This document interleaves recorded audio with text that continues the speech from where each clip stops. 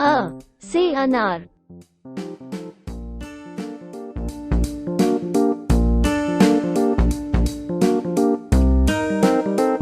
अनार एक फल है। ये लाल रंग का होता है। इसमें सैकड़ों लाल रंग के छोटे पर रसीले दाने होते हैं। अनार विश्व के गर्म देशों में पाया जाता है। स्वास्थ्य की दृष्टि से यह एक महत्वपूर्ण फल है। भारत में अनार के पेड़ अधिकतर महाराष्ट्र, राजस्थान, उत्तर प्रदेश, हरियाणा, आंध्र प्रदेश, कर्नाटक, तमिलनाडु और गुजरात में पाए जाते हैं। सबसे पहले अनार के बारे में रोमन भाषियों ने पता लगाया था। रोम के निवासी अनार को ज्यादा बीज वाला सेब कहते थे। भारत में अनार को कई नामों में जाना जाता है। बांग्ला भाषा में अनार को बेदाना कहते हैं। हिंदी में अनार व दाडिम, संस्कृत में दाडिम और तमिल में मादुलई कहा जाता है। अनार के पेड़ सुंदर व छोटे आकार के होते हैं। इस पेड़ पर फल आने से पहले लाल रंग का बड़ा फूल लगता है, जो हरी पत्तियों के साथ बहुत ही सुंदर दिखता है। शोधकर्ताओं का मानना है कि यह फल लगभग 3000 वर्ष पुराना है। यहूदी धर्म में अनार को जन्य क्षमता का सूचक माना जाता है, जबकि भारत में अनार अपने स्वास्थ्य संबंधी गुण के कारण लोकप्रिय है।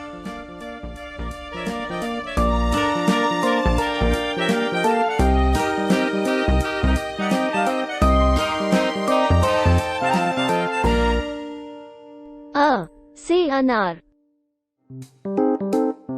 आ से आम।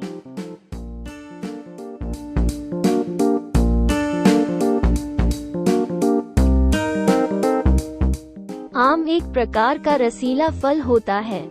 इसे भारत में फलों का राजा भी बोलते हैं। इसकी मूल प्रजाति को भारतीय आम कहते हैं, जिसका वैज्ञानिक नाम मैंगीफेरा इंडिका है।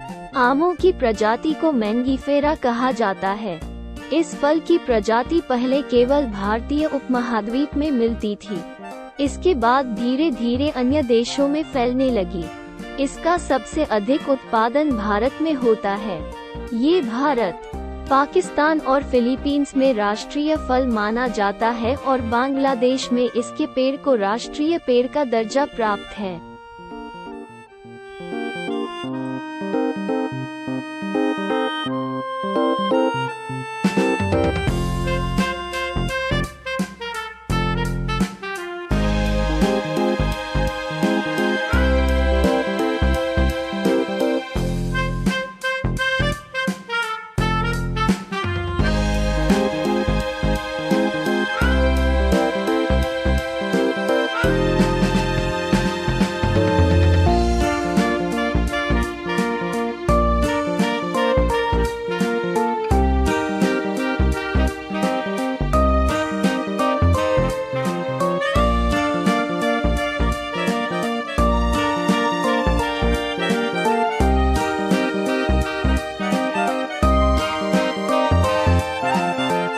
आ से आम। ई से इमली।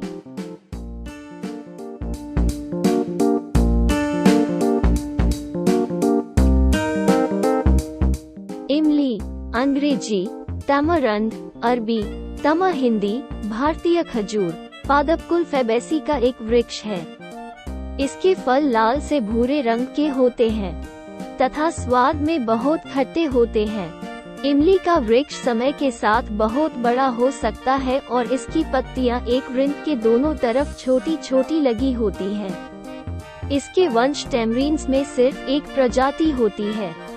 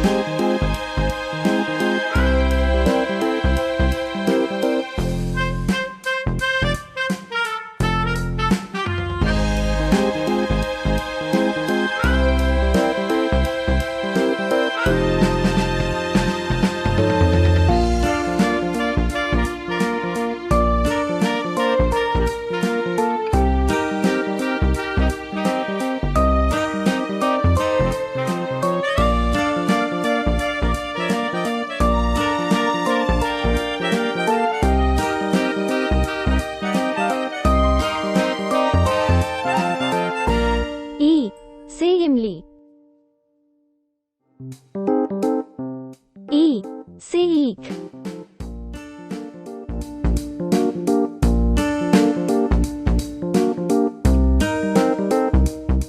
ईख या गन्ने को जो मिठास का प्रमुख स्रोत है, पहले वर्ग में रखा गया है।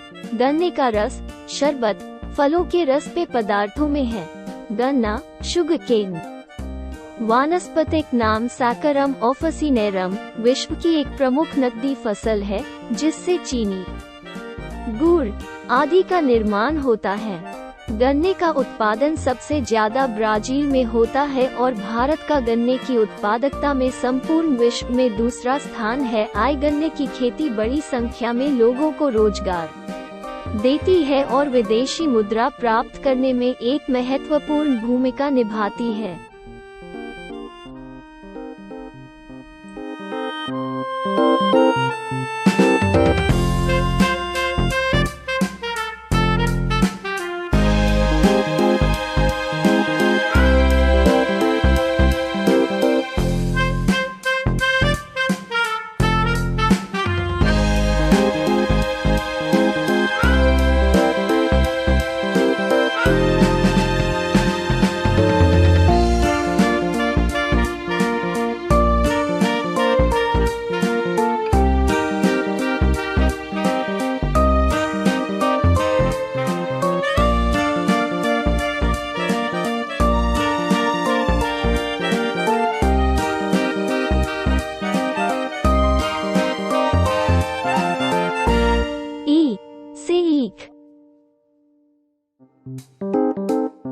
ऊ से उल्लू।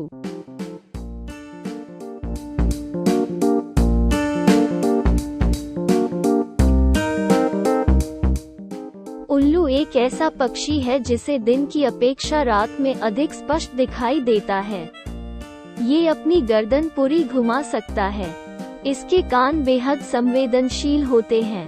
रात में जब इसका कोई शिकार जानवर थोड़ी सी भी हरकत करता है तो इसे पता चल जाता है और यह उसे दबोच लेता है। इसके पैरों में टेढ़े नाखूनों वाली 4 अंगुलियां होती हैं, जिससे इसे शिकार को दबोचने में विशेष सुविधा मिलती है। चूहे इसका विशेष भोजन है। उल्लू लगभग संसार के सभी भागों में पाया जाता है। जिन पक्षियों को रात में अधिक दिखाई देता है उन्हें रात का पक्षी नॉक्टर्नल बर्ड्स कहते हैं। बड़ी आंखें बुद्धिमान व्यक्ति की निशानी होती है और इसलिए उल्लू को बुद्धिमान माना जाता है। हालांकि ऐसा जरूरी नहीं है, पर ऐसा विश्वास है। ये विश्वास इस कारण है क्योंकि कुछ देशों में प्रचलित पौराणिक कहानियों में उल्लू को बुद्धिमान माना गया है।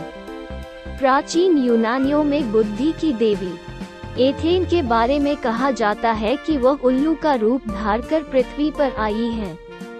भारतीय पौराणिक कहानियों में भी यह उल्लेख मिलता है कि उल्लू धन की देवी लक्ष्मी का वाहन है और इसलिए वह मूर्ख नहीं हो सकता है। हिंदू संस्कृति में माना जाता है कि उल्लू समृद्धि और धन लाता है। ऊ से उल्लू। ऊ से ऊन।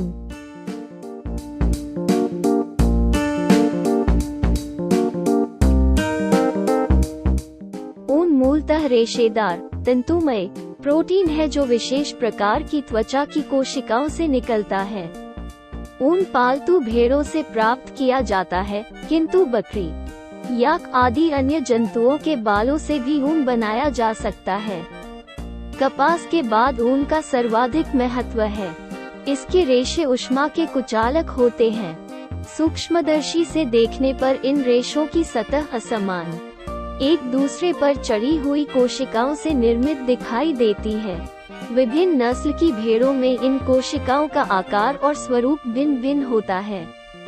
महीन ऊन में कोशिकाओं के किनारे मोटे ऊन के रेशों की अपेक्षा अधिक निकट होते हैं। गर्मी और नमी के प्रभाव से ये रेशे आपस में गुंथ जाते हैं। इनकी चमक कोशिकायुक्त स्केलों के आकार और स्वरूप पर निर्भर रहती है। मोटे रेशे में चमक अधिक होती है। रेशे की भीतरी परत मेडल्ला को महीन किस्मों में तो नहीं, किंतु मोटी किस्मों में देखा जा सकता है। मेडल्ला में ही ऊन का रंग वाला अंश पिगमेंट होता है। मेडल्ला की अधिक मोटाई रेशे की संकुचन शक्ति को कम करती है। कपास के रेशे से इसकी ये शक्ति 1/4 अधिक है।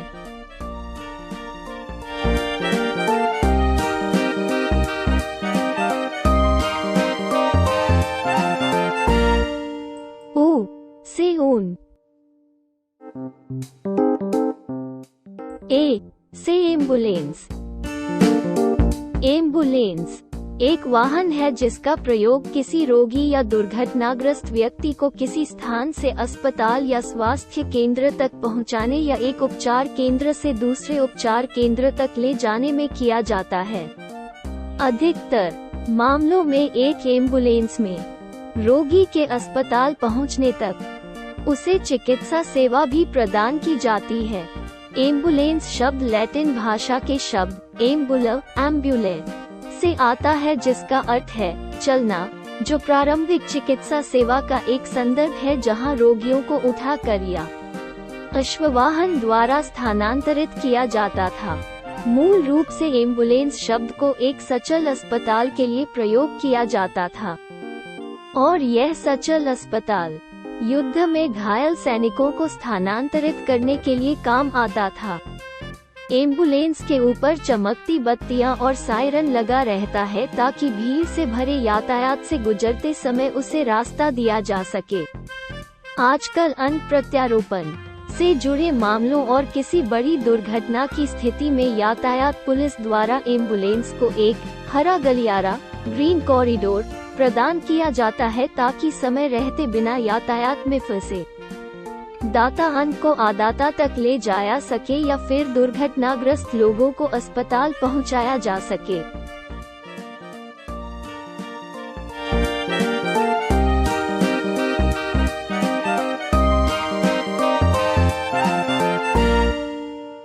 ए से एम्बुलेंस। ए से ऐनक। ऐनक लेंस स्पष्ट या रंजित के साथ चाक्षुषी उपकरण होते हैं जो एक ढांचे में लगे होते हैं जो उन्हें किसी व्यक्ति अपने नेत्रों के सामने रखता है। सामान्यतः नाक पर एक पुल का उपयोग करता है और कानों पर स्थित भुजाओं का उपयोग करता है। ऐनक का उपयोग सामान्यतः दृष्टि सुधार के लिए किया जाता है, जैसे पढ़ने वाले चश्मे और निकटदर्शिता के लिए उपयोग किए जाने वाले ऐनक। यद्यपि विशेष लेंस के बिना वे कभी कभी कॉस्मेटिक उद्देश्यों के लिए उपयोग किए जाते हैं। संरक्षी ऐनक निर्माण श्रमिकों या प्रयोगशाला यंत्रविदों के लिए उड़ने वाले मलबे के विरुद्ध नेत्रों की सुरक्षा प्रदान करता है। इन चश्मों में नेत्रों के किनारों के साथ साथ लेंसों में भी सुरक्षा हो सकती है। कुछ प्रकार के सुरक्षा चश्मे का उपयोग दृश्यमान और निकट दृश्यमान प्रकाश या विकिरण से बचाने के लिए किया जाता है। स्क्वाश जैसे कुछ खेलों में आँखों की सुरक्षा के लिए ऐनक पहना जाता है। विशिष्ट दृश्य जानकारी देखने के लिए विशिष्ट ऐनक का प्रयोग किया जा सकता है। उदाहरण के लिए त्रिआयामी चलचित्रों के लिए त्रिआयामी चश्मा स्टीरियोस्कोपी। कभी कभी ऐनक विशुद्ध रूप से फैशन या सौंदर्य प्रसाधनों के लिए पहना जाता है।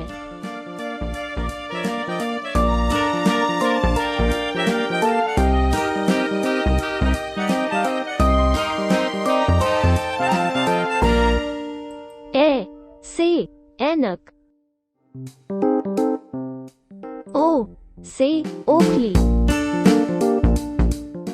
ओखली ओखल या खरल एक ऐसे मजबूत कटोरे को कहते हैं जिसमें एक भारी मूसल नामक गदानुमा डंडे से चीजें तोड़ी और पीसी जाती हैं। ओखली और मूसल अक्सर सख्त लकड़ी या पत्थर के बने होते हैं। पीसे जाने वाली चीजें ओखली में डाली जाती हैं और फिर उन्हें मूसल के प्रहार से तोड़ा या मूसल के साथ रौंदकर पीसा जाता है। इसका प्रयोग मसाले बनाने, चटनियाँ बनाने और औषधि पीसने में बहुत किया जाता है। कुछ ओखलियाँ बहुत बड़ी होती हैं और पारंपरिक समाजों में उसमें खाने के पदार्थ बनाने के लिए कई गृहिणियाँ मिलकर भारी मूसल चलाती हैं। बहुत सी संस्कृतियों में इसका प्रयोग दवाइयाँ बनाने के लिए होने से इसे चिकित्सा या स्वास्थ्य का चिन्ह भी माना जाता है। सुश्रुत और चरक जैसे प्राचीन चिकित्सकों के द्वारा प्रयोग किए जाने की वजह से इस आयुर्वेद का भी चिन्ह माना जाता है।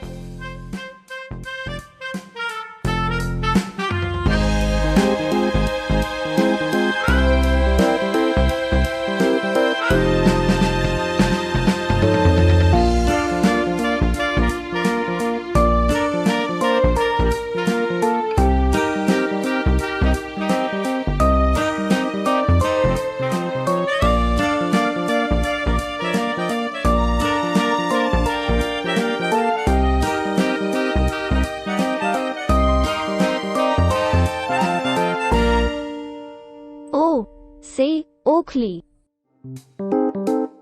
ओ से औरत,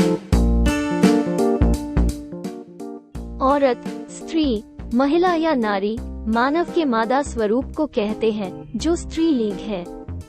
महिला शब्द मुख्यतः वयस्क स्त्रियों के लिए इस्तेमाल किया जाता है, किंतु कई संदर्भों में ये शब्द संपूर्ण स्त्री वर्ग को दर्शाने के लिए भी प्रयोग में लाया जाता है, जैसे नारी अधिकार। आम आनुवांशिक विकास वाली महिला आमतौर पर रजोनिवृत्ति तक यौवन से जन्म देने में सक्षम होती है।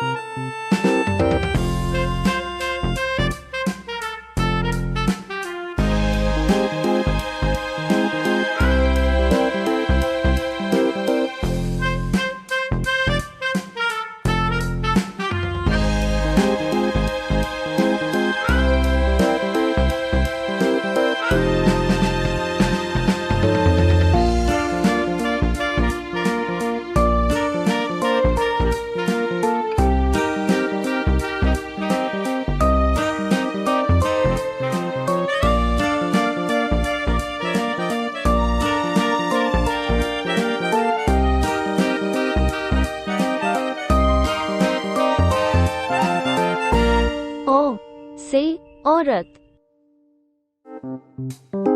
री से ऋषि।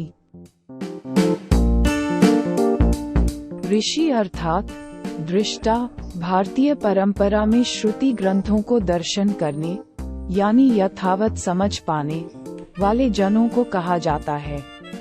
वे व्यक्ति विशिष्ट जिन्होंने अपनी विलक्षण एकाग्रता के बल पर गहन ध्यान में विलक्षण शब्दों के दर्शन किए, उनके गूढ़ अर्थों को जाना व मानव अथवा प्राणी मात्र के कल्याण के लिए ध्यान में देखे गए शब्दों को लिखकर प्रकट किया।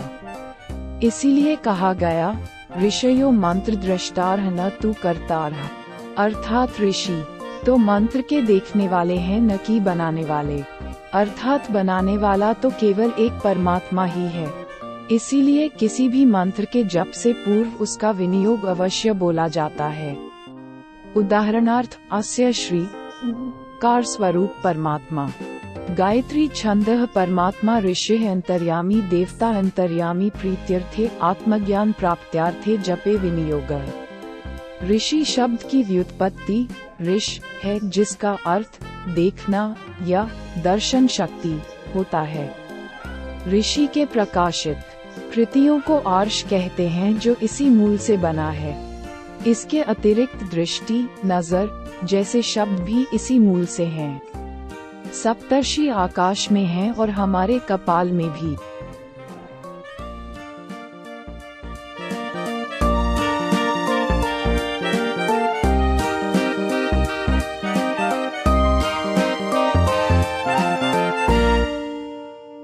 री से ऋषि। से अंगूर। अंगूर एक फल है। अंगूर एक बलवर्धक एवं सौंदर्यवर्धक फल है। अंगूर फल माँ के दूध के समान पोषक है। फलों में अंगूर सर्वोत्तम माना जाता है। यह निर्बल सबल स्वस्थ अस्वस्थ आदि सभी के लिए समान उपयोगी होता है। बहुत से ऐसे रोग हैं जिसमें रोगी को कोई पदार्थ नहीं दिया जाता है, उसमें भी अंगूर फल दिया जा सकता है। पका हुआ अंगूर तासीर में ठंडा, मीठा और दस्तावर होता है। ये अंगूर की बेलों पर बड़े बड़े गुच्छों में उगता है। अंगूर सीधे खाया भी जा सकता है।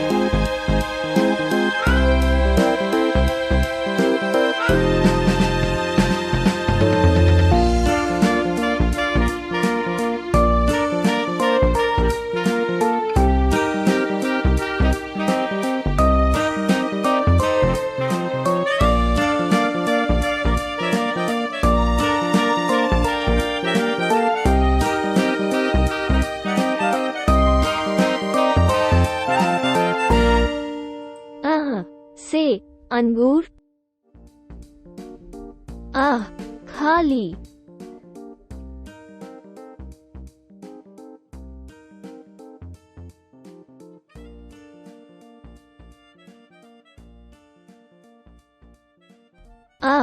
खाली। क से कबूतर। ये जंतु मनुष्य के संपर्क में रहना अधिक पसंद करता है। अनाज, मेवे और दालें इसका मुख्य भोजन है। भारत में ये सफेद और सलेटी रंग के होते हैं। पुराने जमाने में इसका प्रयोग पत्र और चिट्ठियां भेजने के लिए किया जाता था। कबूतर एक उड़ने वाला पक्षी है जो आसमान में उड़ता हुआ नजर आता है। कबूतर बहुत ही मिलनसार पक्षी है। ये हमेशा समूह में रहना पसंद करते हैं। कबूतर में देखने और सुनने की विशेष क्षमता होती है। इनकी आंखें बहुत तेज होती हैं और बहुत दूर से चीजों को पहचान लेती हैं। कबूतर के शांत स्वभाव की वजह से इसे शांति का प्रतीक माना जाता है। कबूतर को 2 आंखें, 2 पंख, 2 पंजे और पूरे शरीर पर छोटे छोटे पंख होते हैं। कबूतर के पंजे गहरे लाल रंग के होते हैं। कबूतर ज्यादातर झुंड में रहते हैं। इनके झुंड में लगभग 10 to 22 कबूतर होते हैं। कबूतर अपने आहार में गेहूं, अनाज, दालें इत्यादि खाते हैं।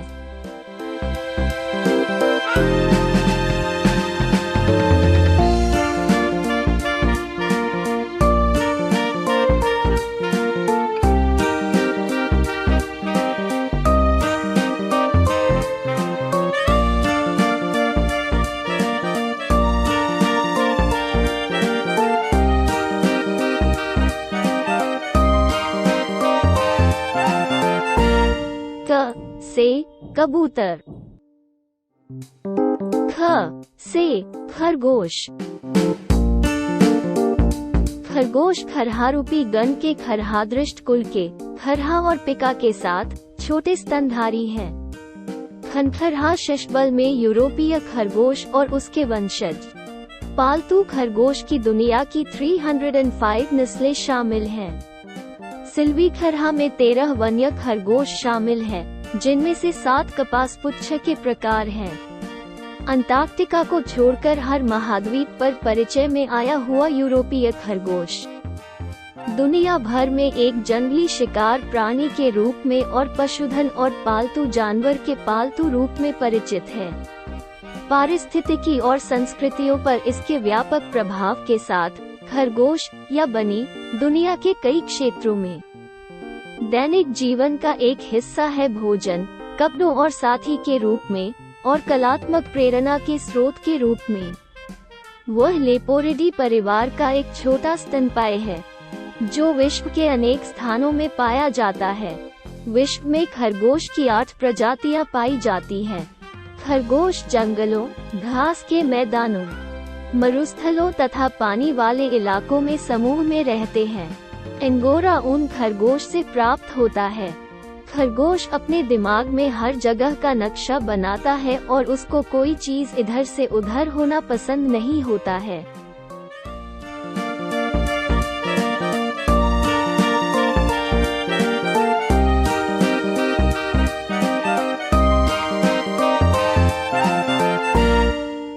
ख से खरगोश, ग से गमला। नांद के आकार का मिट्टी या धातु आदि का बना हुआ एक प्रकार का पात्र जिसमें फूलों के पेड़ और पौधे लगाए जाते हैं।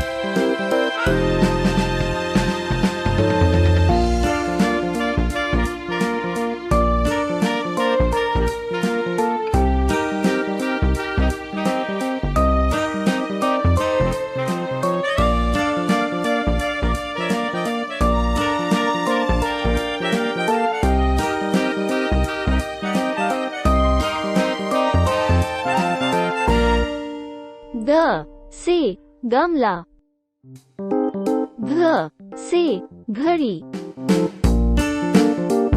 घड़ी वह पूर्ण स्वयंचालित प्रणाली द्वारा किसी न किसी रूप में वर्तमान समय को प्रदर्शित करती है।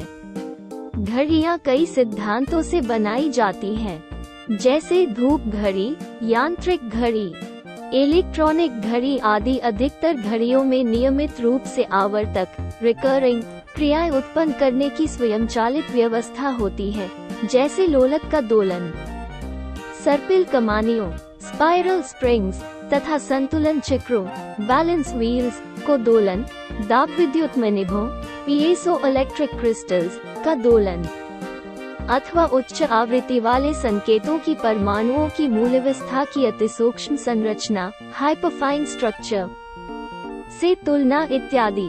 प्राचीन काल में धूप के कारण पड़ने वाली किसी वृक्ष अथवा अन्य स्थिर वस्तु की छाया के द्वारा समय का अनुमान किया जाता था। ऐसी धूप घड़ियों का प्रचलन अत्यंत प्राचीन काल से होता आ रहा है, जिनमें आकाश में सूर्य के भ्रमण के कारण किसी पत्थर या लोहे के स्थिर टुकड़े की परछाई की गति में होने वाले परिवर्तन के द्वारा घड़ी या प्रहर का अनुमान किया जाता था। बदली के दिनों में अथवा रात में समय जानने के लिए जल घड़ी का आविष्कार चीन देशवासियों ने लगभग 3000 वर्ष पहले किया था।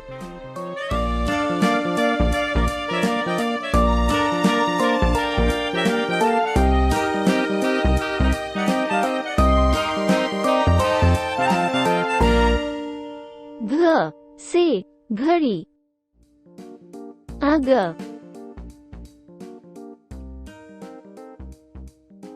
अग से खाली,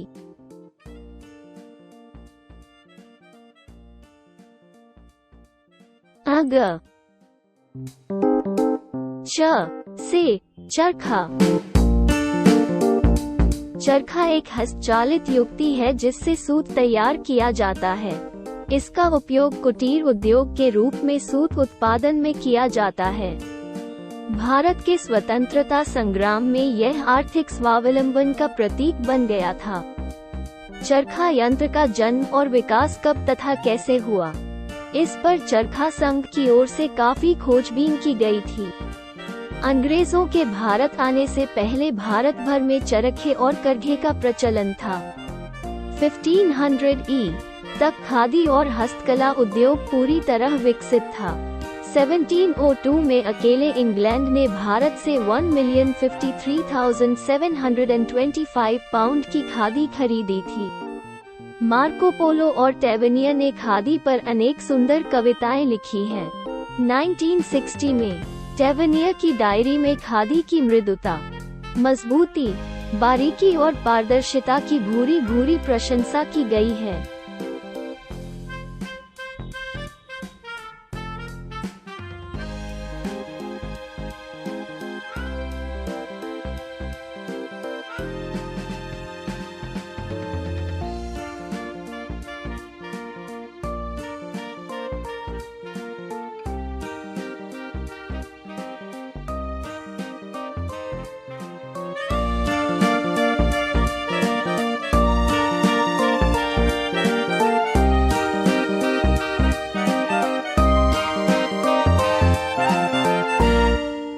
च से चरखा, छ से छाता।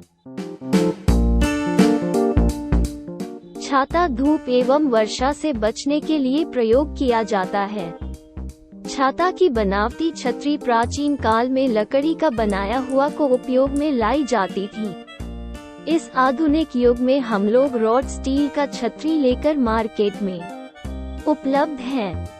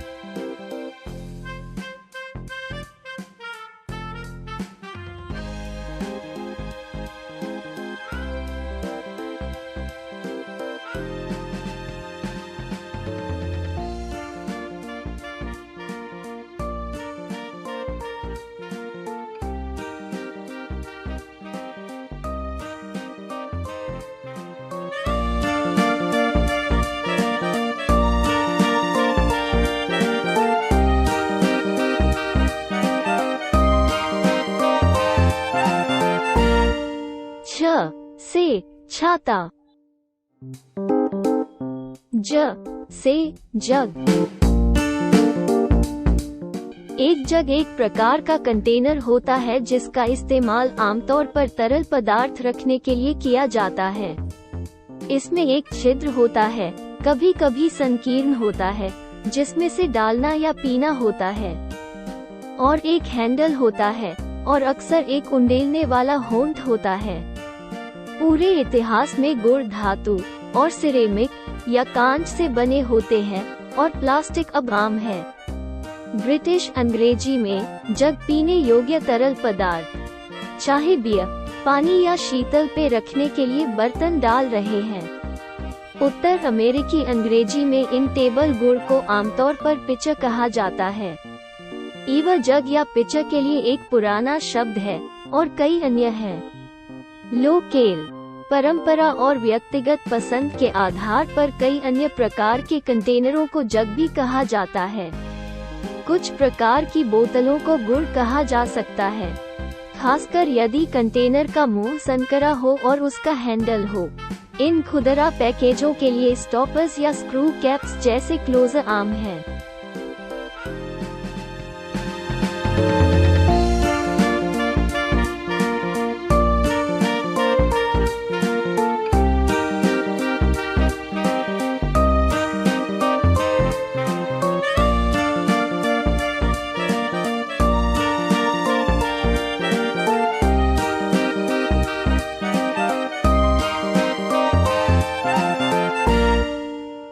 ज से जग, झ से झंडा।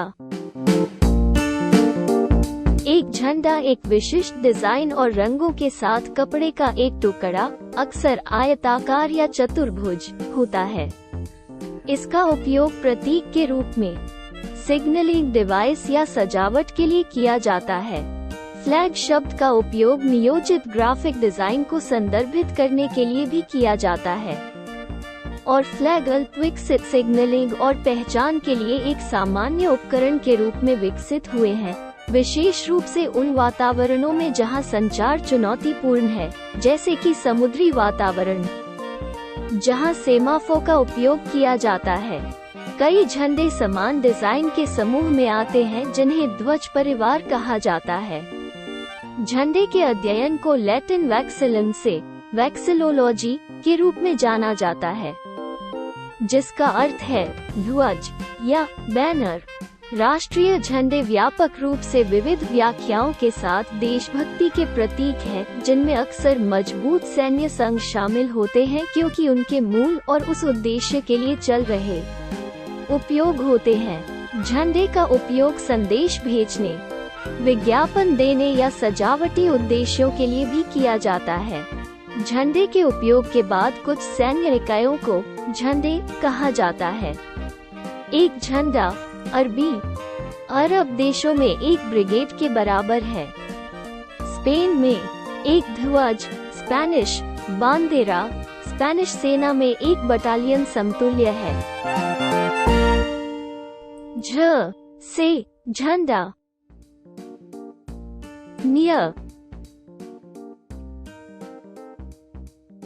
न्य से खाली।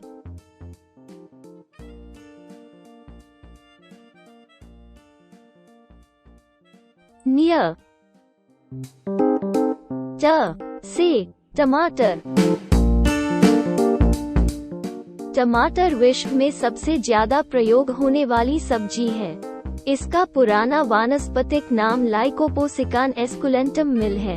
वर्तमान समय में इसे सोलिनम लाइकोपोसिकान कहते हैं। बहुत से लोग तो ऐसे हैं जो बिना टमाटर के खाना बनाने की कल्पना भी नहीं कर सकते।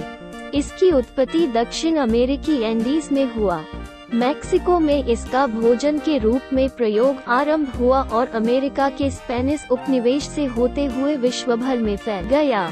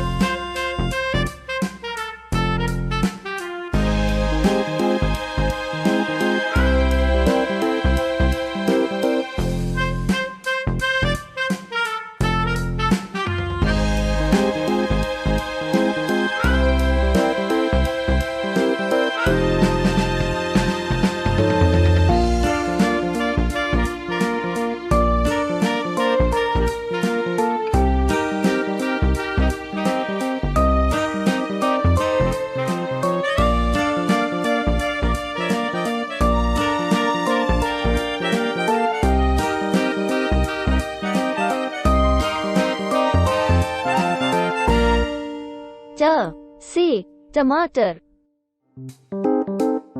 थ से ठठेरा। ठठेरा जाति भारत में एक हिंदू कारीगर जाति है, जिसका पारंपरिक व्यवसाय पीतल और तांबे के बर्तन बनाना है। 2014 में जंडियाला गुरु के ठठेरा समुदाय के शिल्प को यूनेस्को की अमूर्त सांस्कृतिक विरासत की सूची में शामिल किया गया था। ठठेरा मूल रूप से कारीगरों का एक समुदाय है।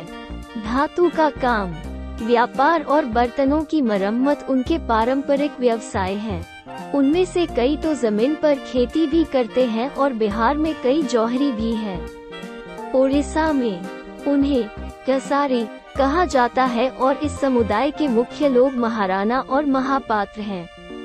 मूल रूप से वे पीतल, कांस्य, एल्यूमीनियम और तांबा आदि जैसे धातु कारीगरों के कार्यों से जुड़े होते हैं।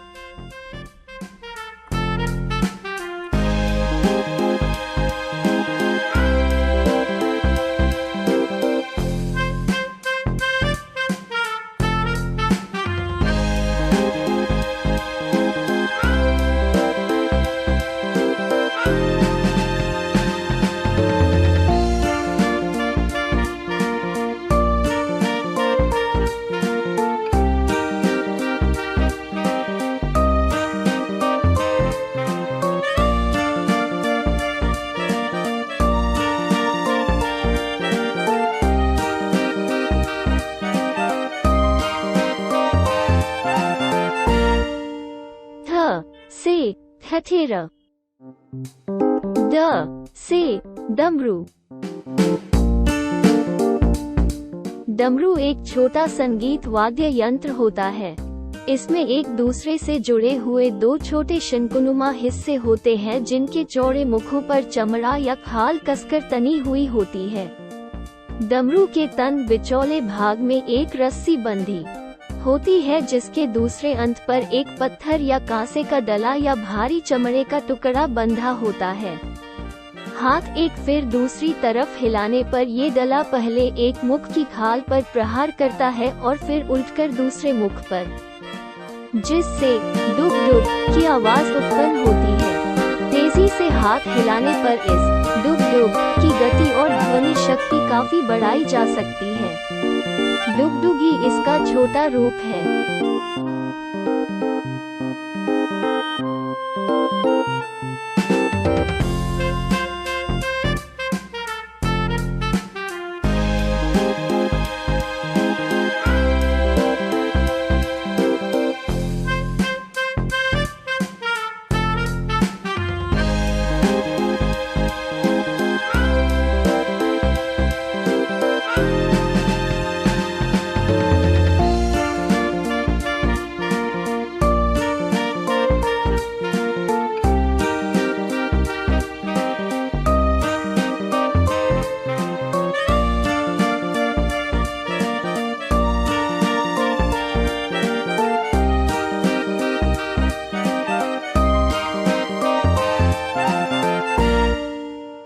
ड से डमरू। ढ से ढक्कन। एक ढक्कन, जिसे आवरण के रूप में भी जाना जाता है, एक कंटेनर का हिस्सा होता है और बंद करने या सील के रूप में कार्य करता है। आमतौर पर वह जो वस्तु को पूरी तरह से बंद कर देता है। ढक्कनों को छोटे कंटेनरों जैसे कि टबों के साथ साथ खुले सिरों वाली बाल्टियों और ड्रमों के लिए बड़े ढक्कनों पर रखा जा सकता है। कुछ ढक्कनों में एक सुरक्षा पट्टी या एक छेड़छाड़ स्पष्ट बैंड होता है जो ढक्कन को सुरक्षित रूप से तब तक पकड़ कर रखता है जब तक कि खोलना वांछित या अधिकृत न हो। ये आमतौर पर अपरिवर्तनीय है, यह इंगित करने के लिए कि कंटेनर खोला गया है।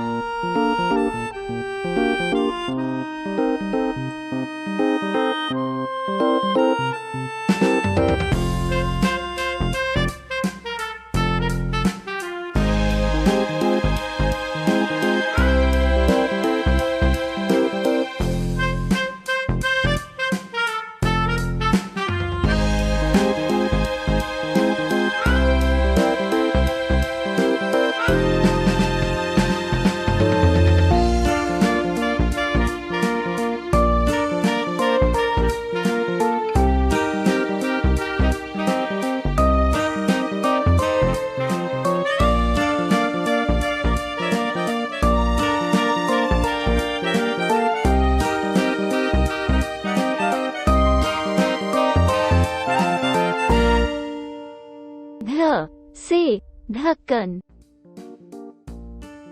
अन अन खाली।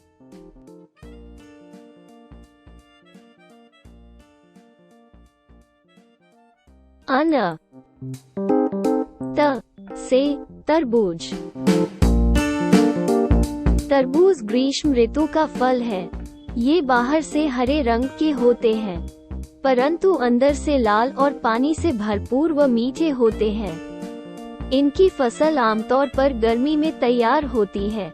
पारंपरिक रूप से इन्हें गर्मी में खाना अच्छा माना जाता है क्योंकि ये शरीर में पानी की कमी को पूरा करते हैं। तरबूज में लगभग 97% पानी होता है। ये शरीर में ग्लूकोज की मात्रा को पूरा करता है। कुछ स्रोतों के अनुसार तरबूज रक्तचाप को संतुलित रखता है और कई बीमारियां दूर करता है। हिंदी की उपभाषाओं में इसे मतीरा, राजस्थान के कुछ भागों में और हदवाना, हरियाणा के कुछ भागों में भी कहा जाता है।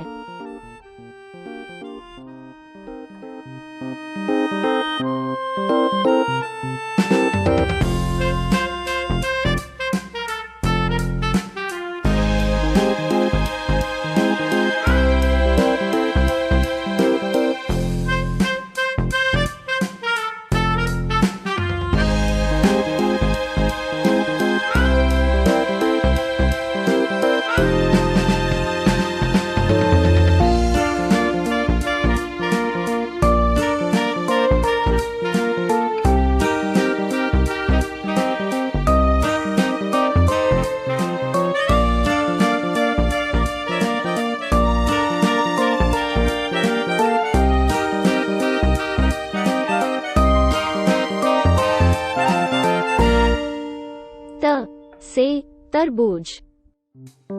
थ से थर्मामीटर। थर्मामीटर एक उपकरण है जो तापमान या तापमान प्रवणता, किसी वस्तु की गर्माहट या ठंडक की डिग्री को मापता है। एक थर्मामीटर में दो महत्वपूर्ण तत्व होते हैं। एक तापमान संवेदक, जैसे पारा इन ग्लास थर्मामीटर का बल्ब, या इंफ्रारेड थर्मामीटर में पायरोमेट्रिक सेंसर, जिसमें तापमान में बदलाव के साथ कुछ परिवर्तन होता है और इस परिवर्तन को एक संख्यात्मक मान में परिवर्तित करने के कुछ साधन, उदाहरण के लिए दृश्य पैमाने जो पारा इन ग्लास थर्मामीटर पर चिह्नित है, या इंफ्रारेड मॉडल पर डिजिटल रीडआउट। मौसम विज्ञान में, चिकित्सा में और वैज्ञानिक अनुसंधान में प्रक्रियाओं की निगरानी के लिए प्रौद्योगिकी और उद्योग में थर्मामीटर का व्यापक रूप से उपयोग किया जाता है।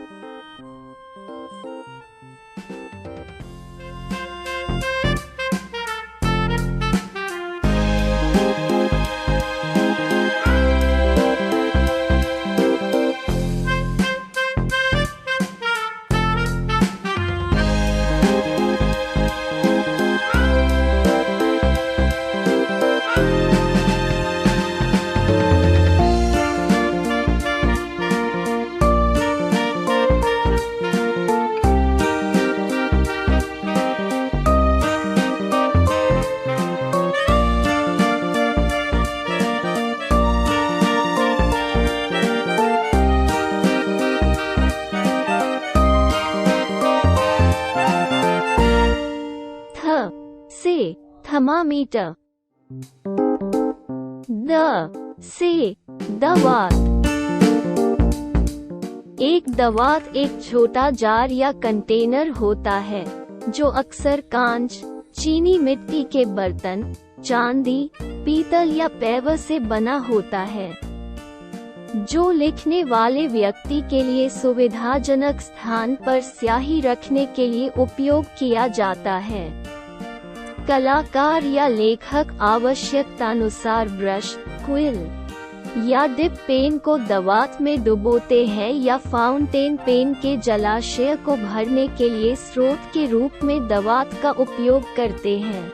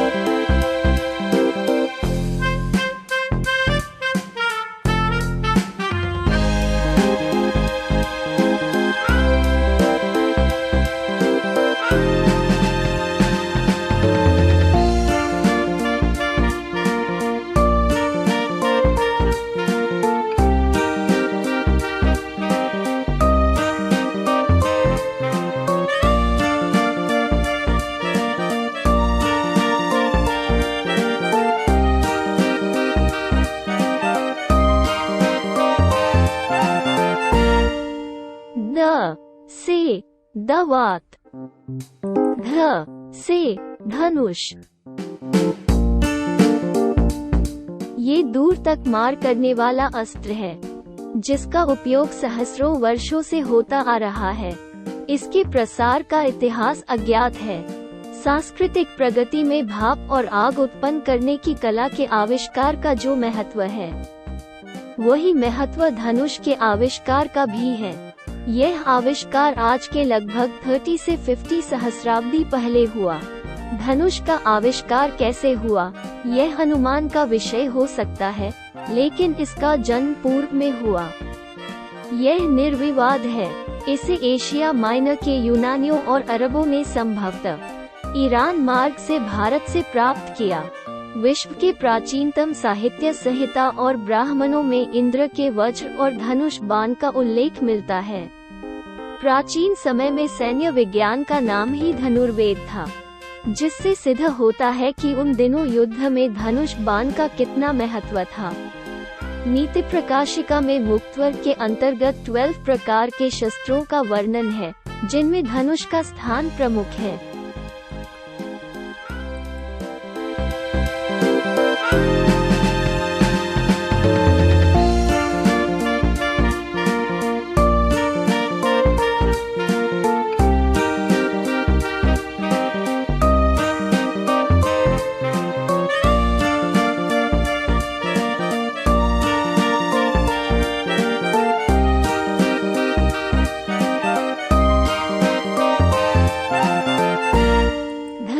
से धनुष, न से नल। नल आमतौर से धातु से बना एक यंत्र होता है जिससे घरों और साधारण जनसंख्या पानी प्राप्त करती है। ये पानी कभी किसी जलाशय से जुड़ा हो सकता है तो कभी बोरिंग आदि से प्राप्त होता है। मिलने वाला पानी कभी पीने योग्य होता है तो कभी केवल नहाने और बर्तन और कपड़ों के धोने के काम में आता है। नल कई बार रबर और पीतल के भी बने होते हैं। कुछ धनवान व्यक्ति सोने के नल भी इस्तेमाल करते हैं। नल का कभी और उपयोग भी होता है। इसे ड्रम या बैरल से जोड़कर पानी तथा अन्य द्रवों के लिए भी काम में लाया जाता है। कभी नल खड़े और सुराही से भी लगे होते हैं। नल पानी के फिल्टर और वाटर प्यूरिफायर से भी जुड़े होते हैं।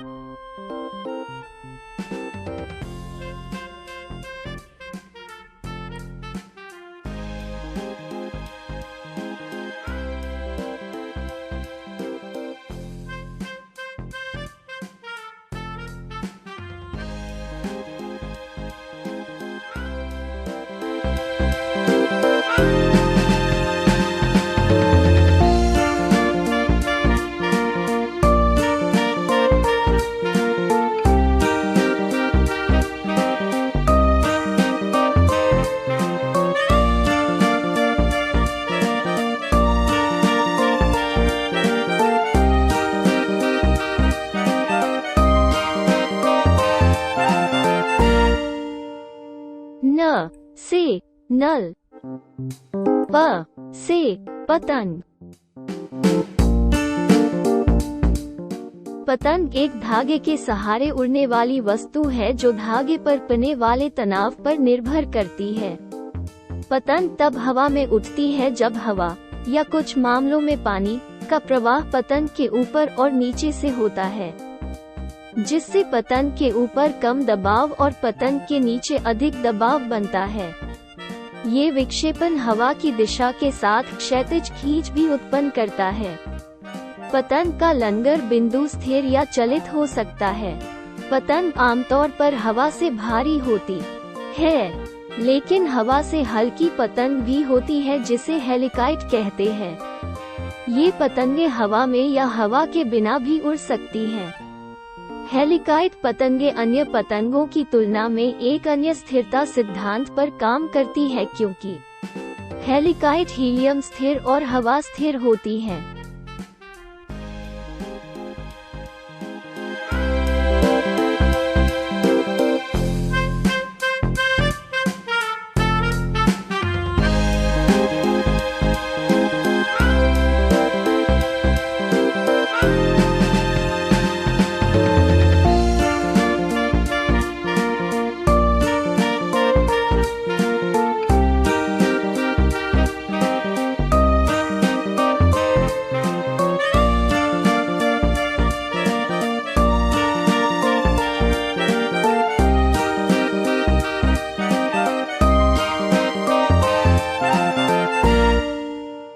प से पतंग, फ से फल।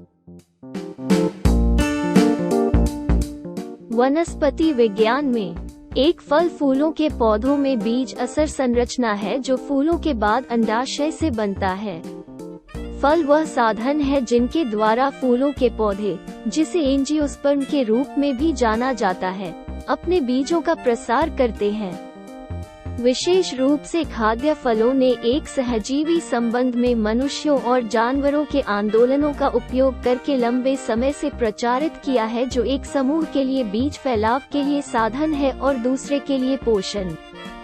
वास्तव में मनुष्य और कई जानवर भोजन के स्रोत के रूप में फलों पर निर्भर हो गए हैं। नतीजतन फल दुनिया के कृषि उत्पादन के पर्याप्त अंश के लिए खाते हैं, और कुछ जैसे कि सेब और अनार ने व्यापक सांस्कृतिक और प्रतीकात्मक अर्थों का अधिग्रहण किया है। आम भाषा के उपयोग में फल आमतौर पर पौधों के बीज से जुड़े मांसल संरचनाओं या उत्पादन का अर्थ है, जो आमतौर पर कच्चे राज्य में मीठे या खट्टा और खाद्य होते हैं, जैसे कि सेब, केले, अंगूर, नींबू, संतरे और स्ट्रॉबेरी। वनस्पति उपयोग में फल शब्द में कई संरचनाएं भी शामिल हैं, जिन्हें आमतौर पर रोजमर्रा की भाषा में फल नहीं कहा जाता है, जैसे कि नट, बीन पॉड्स, मकई की गुठली, टमाटर और गेहूं के अनाज।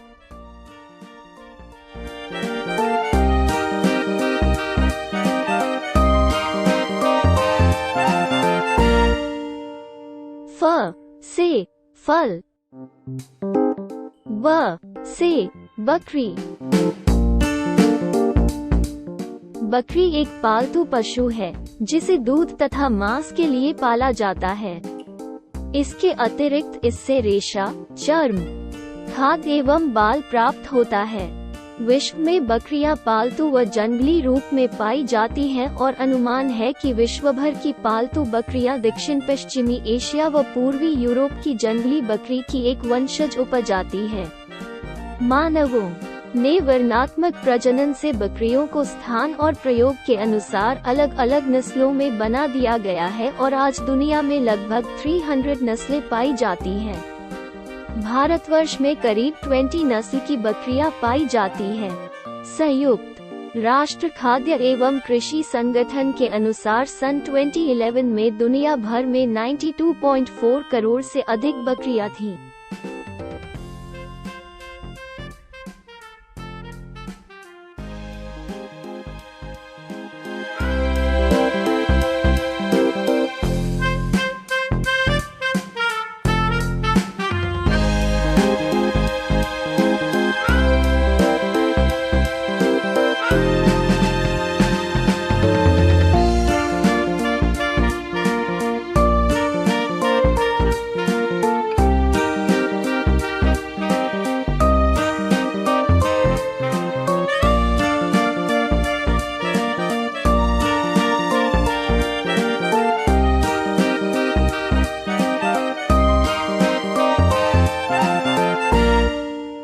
ब से बकरी, भ से भालू।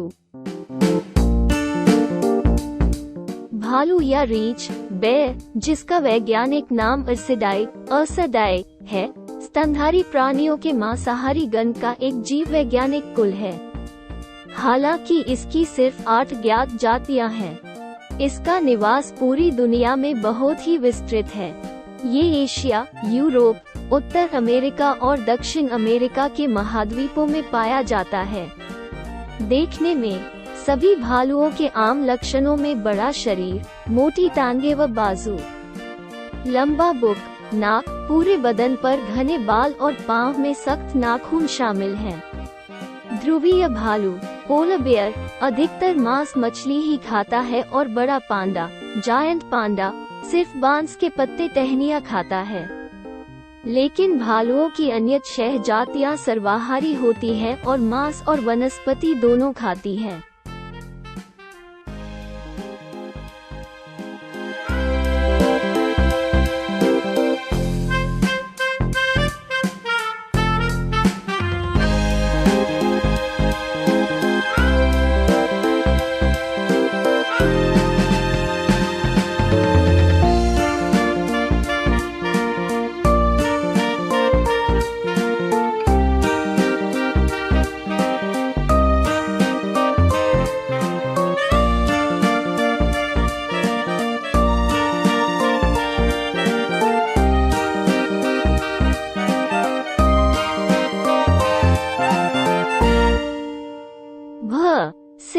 भालू। म से मछली। मछली शल्कों वाला एक जलचर है जो कि कम से कम एक जोड़े पंखों से युक्त होती है। मछलियाँ मीठे पानी के स्रोतों और समुद्र में बहुतायत में पाई जाती हैं। समुद्र तट के आसपास के इलाकों में मछलियाँ खाने और पोषण का एक प्रमुख स्रोत है।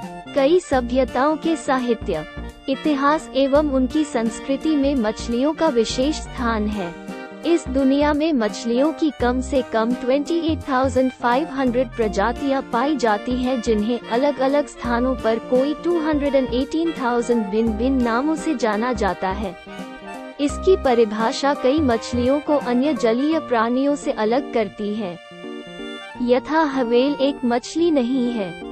परिभाषा के मुताबिक मछली एक ऐसी जलीय प्राणी है जिसकी रीढ़ की हड्डी होती है, कशेरुकी जंतु तथा आजीवन गिल्फरे गिल्स से युक्त होती है, तथा अगर कोई डालीनुमा अंग होते हैं लिम्ब, तो वे फिन के रूप में होते हैं।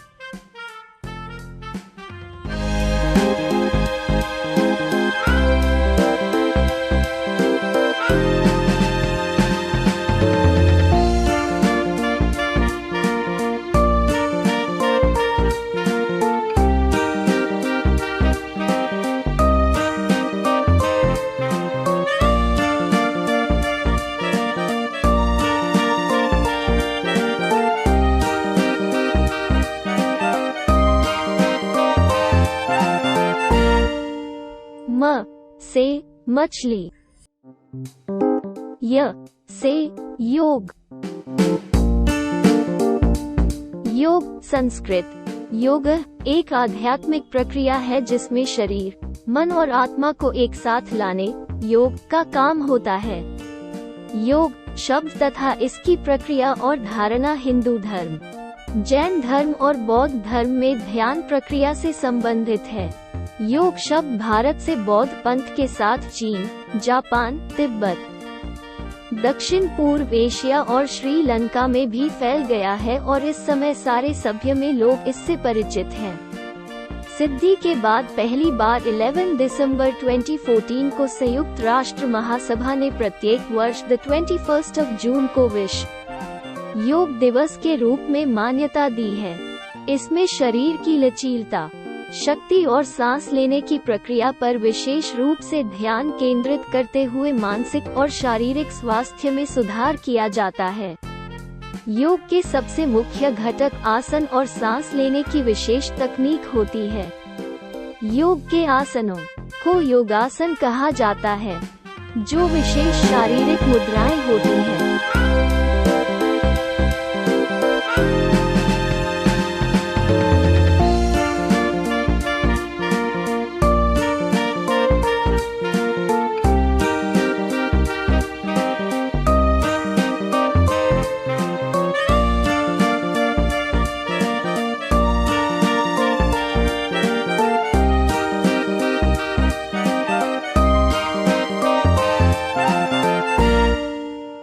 य से योग। र से रथ। एक रथ एक प्रकार की गाड़ी है जो एक सारथी द्वारा संचालित होती है। आमतौर पर घोड़ों का उपयोग तेजी से प्रेरक शक्ति प्रदान करने के लिए किया जाता है। सबसे पुराने ज्ञात रथ आधुनिक समय के चेयाबिंस्क ओब्लास्ट, रूस में सिंतश्ता संस्कृति की कब्रों में पाए गए हैं, जिनकी तिथि circa 2000 BC। प्रकाश घोड़ों द्वारा खींचे जाने वाले रथों के निर्माण की अनुमति देने वाला महत्वपूर्ण आविष्कार तीली वाला पहिया था।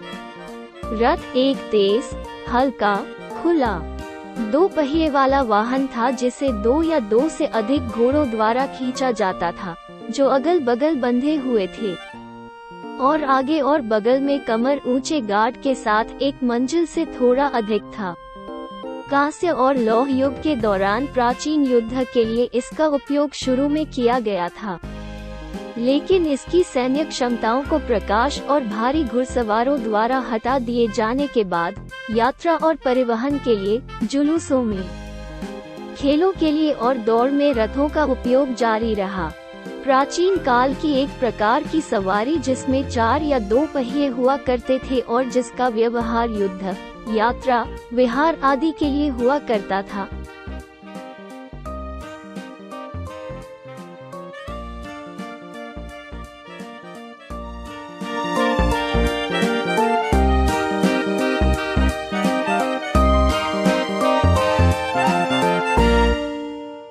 र से रथ, ल से लट्टू। लट्टू एक प्रकार का खिलौना है जिसमें सूत लपेटकर झटके से खींचने पर वह घूमने या नाचने लगता है। इसके बीच में जो कील गड़ी होती है उसी पर लट्टू चक्कर लगाता है। ये लट्टू के आकार की गोल रचना वाला होता है। लट्टू लकड़ी का बना होता है। लट्टू को अक्सर लड़के हाथों पर रस्सी द्वारा नचाते हैं और फिर फर्श पर फेंकते हैं।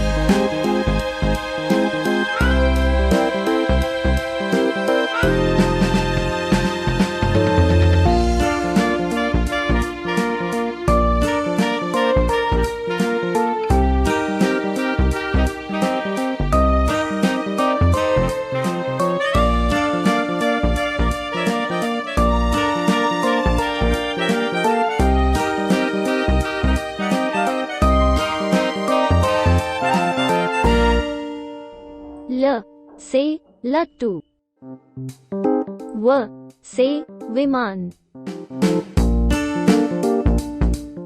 विमान एक प्रकार का वायुयान होता है जो अपने पंखों के द्वारा गति मिलने पर हवा में उड़ता है। ये कई आकार, वजन आदि में मिलता है। इसका मुख्य उपयोग वस्तुओं और लोगों को एक स्थान से दूसरे स्थान ले जाने में किया जाता है। इसके अलावा इसका उपयोग सेना, अनुसंधान कार्यों आदि में भी किया जाता है।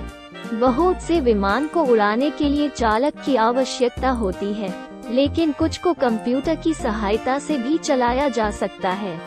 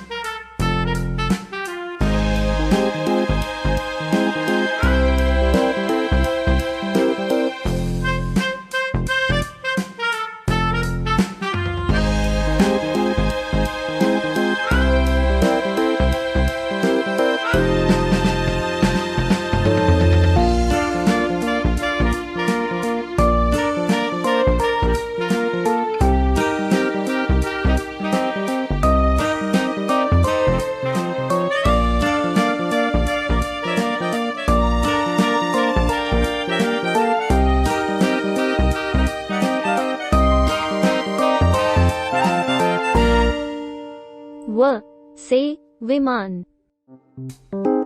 श से शलगम। शलगम अंग्रेजी टर्निप, वानस्पतिक नाम ब्रासिका रैपा, क्रूसीफेरी या ब्रेसिकेसी कुल का पौधा है। इसकी जड़ गांठनुमा होती है जिसकी सब्जी बनती है। कोई इसे रूस का और कोई इसे उत्तरी यूरोप का देशज मानते हैं।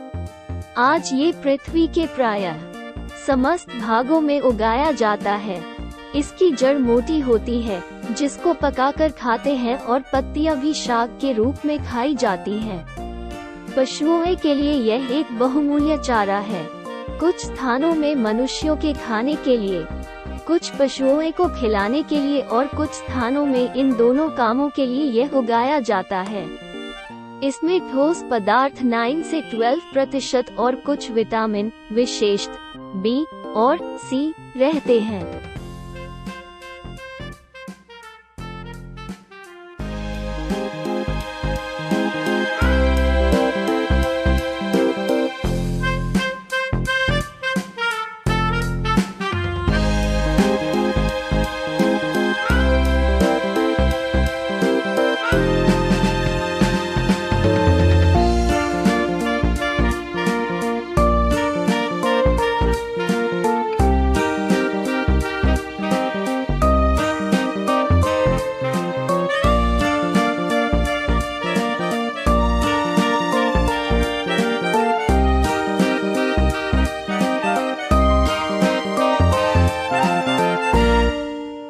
श से शलगम, श से षटकोण। षटकोण या षटभुज 6 भुजाओं से घेरी बंद आकृति को कहते हैं।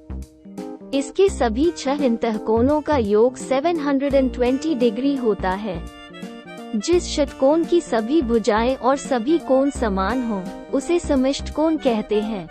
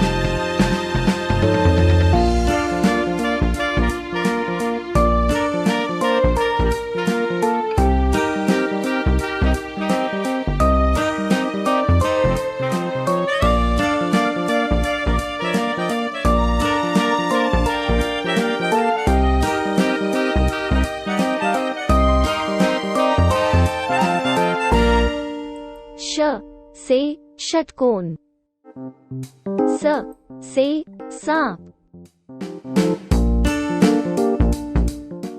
सांप या सर्प पृष्ठवंशी सरीसृप वर्ग का प्राणी है। ये जल तथा थल दोनों जगह पाया जाता है।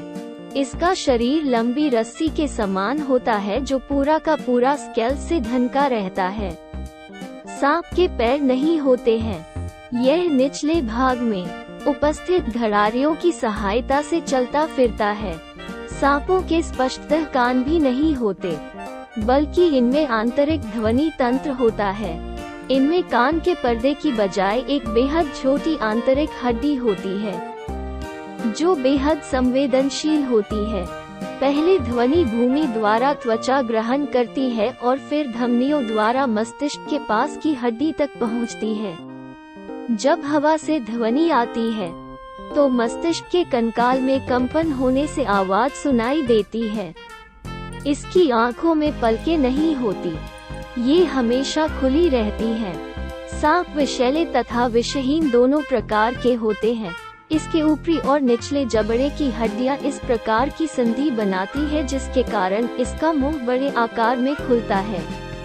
इसके मुंह में विष की थैली होती है, जिससे दांत तेज तथा खोखले होते हैं, अतः इसके काटते ही विष शरीर में प्रवेश कर जाता है। दुनिया में सांपों की कोई 250-3000 प्रजातियां पाई जाती हैं।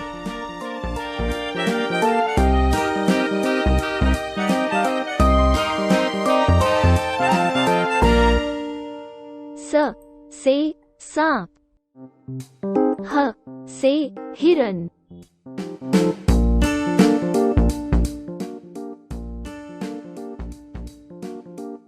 हिरण या मृग, डेयर, एक खुरदार रोमंथक स्तनधारी प्राणियों का समूह है जो वैज्ञानिक दृष्टि से सर्विडाए नामक जीव वैज्ञानिक कुल के सदस्य होते हैं। इसे 2 भागों में श्रेणीकृत करा जाता है। सर्विनाए, पूर्व जगत के हिरण जैसे कि चीतल, और कैप्रियोलिनाए, रेनडियर और नवजगत के हिरण।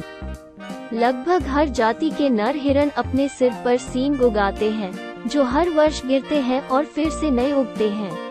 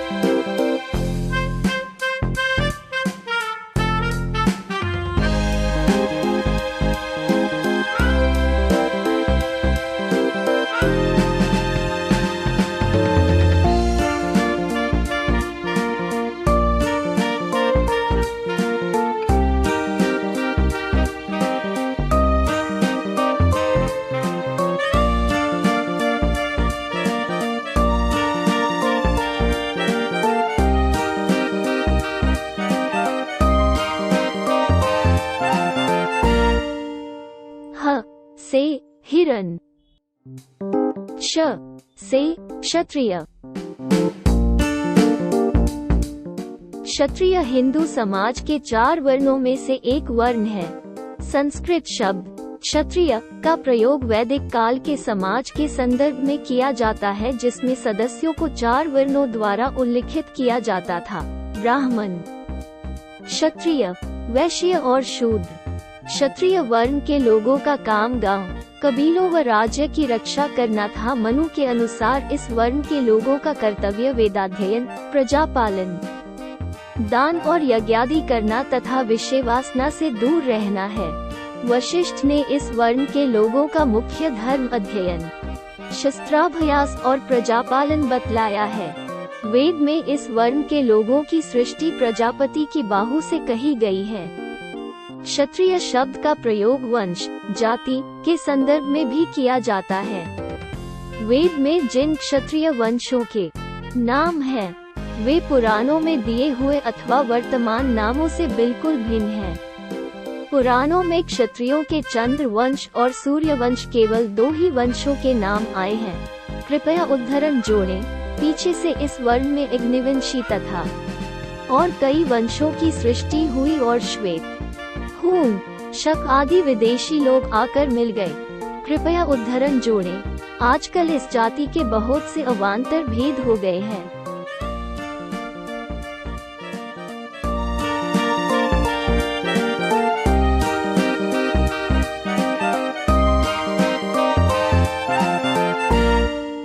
क्ष से क्षत्रिय, त्र से त्रिशूल। त्रिशूल एक परंपरागत भारतीय हथियार है। ये एक हिंदू चिन्ह की तरह भी प्रयुक्त होता है। ये एक 3 चोंच वाला धात्विक सिर का भाला या हथियार होता है, जो कि लकड़ी या बांस के डंडे पर भी लगा हो सकता है। ये हिंदू भगवान शिव के हाथ में शोभा पाता है। ये शिव का सबसे प्रिय अस्त्र है। शिव का त्रिशूल पवित्रता एवं शुभकर्म का प्रतीक है। प्रायः सभी शिवालय, शिव का मंदिर में त्रिशूल अनिवार्य रूप से स्थापित किया जाता है, जिसमें सोने, चांदी और लोहे की धातु से बने त्रिशूल ज्यादातर शिवालय में दिखाई देते हैं। बिना त्रिशूल के शिवालय अधूरा है। शिवरात्रि में मन्नत पूरी होने पर भगवान शिव को त्रिशूल अर्पित किया जाता है। शारदीय नवरात्रि के समय घरों में भी घट स्थापना और जबारे लगाई जाती है, जिसमें त्रिशूल के बाने, देवी दुर्गा का प्रतीक से पूजा संपन्न होती है। शारदीय नवरात्रि के समय देवी दुर्गा की मिट्टी की प्रतिमा स्थापित करते समय इस अस्त्र की विशेष पूजा की जाती है। चैत्र और शारदीय नवरात्रि के समय 9 दिनों तक इसकी आराधना कर नवरात्रि की पूजा संपन्न की जाती है। इसी त्रिशूल से भगवान शिव ने उनके पुत्र गणेश का सिर अलग किया था।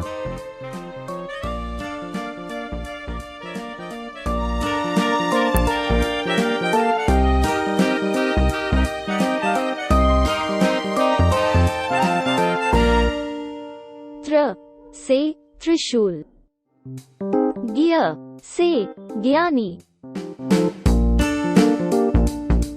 ज्ञानी को कई तरीकों से परिभाषित किया गया है। अमूर्तता, तर्क, समझ, आत्म जागरूकता, सीखने, भावनात्मक ज्ञान, तर्क, योजना, रचनात्मकता, महत्वपूर्ण सोच और समस्या को सुलझाने की क्षमता रखने वाला कोई व्यक्ति, जिसे हम ज्ञानी बोलते हैं।